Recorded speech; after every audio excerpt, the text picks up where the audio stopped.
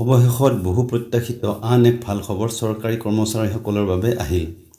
আজি অনুষ্ঠিত হোৱা কেবিনেট মিটিঙত লাখ লাখ চৰকাৰী কৰ্মচাৰীৰ বাবে এক সুখবৰ চৰকাৰে প্ৰদান কৰিলে।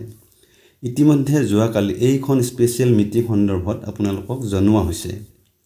আজিৰ কেবিনেট বৈঠকত চৰকাৰী কৰ্মচাৰীসকলৰ বাবে কি আৰ্থিক সুবিধা এপ্ৰুভ কৰিলে তাৰ বিষয়ে এই ভিডিঅ'টিৰ জৰিয়তে জনাবলৈ চেষ্টা কৰা হৈছে।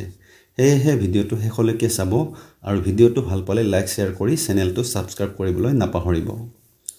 আজিৰ কেবিনেটত লাখ লাখ চৰকাৰী কৰ্মচাৰীৰ বাবে প্ৰডাক্টিভিটি লিংক বোনাছ চমুকৈ PLB ঘোষণা কৰে আৰু এই PLB 78 দিনৰ বাবে ধাৰ্য কৰা হয়।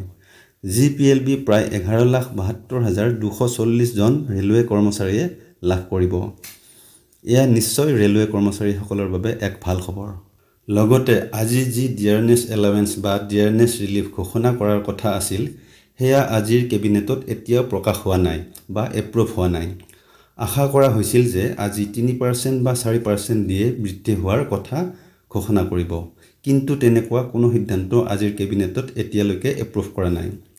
পৰৱৰ্তী হ'বলগীয়া কেবিনেট মিটিঙত দিয়ে বৃদ্ধিৰ ঘোষণা কৰাৰ পূৰা মাত্ৰাই সম্ভাৱনা আছে আৰু আমি আশা কৰিছোঁ অতি সোনকালে চৰকাৰে আন চৰকাৰী কৰ্মচাৰীসকলৰ মুখতো হাঁহি বিৰিঙাব।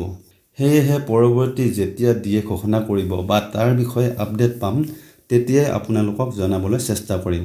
সেয়েহে চেনেলটোৰ সৈতে জড়িত থাকিব। আজিলৈ ইমানেই। সকলোকে বহুত ধন্যবাদ।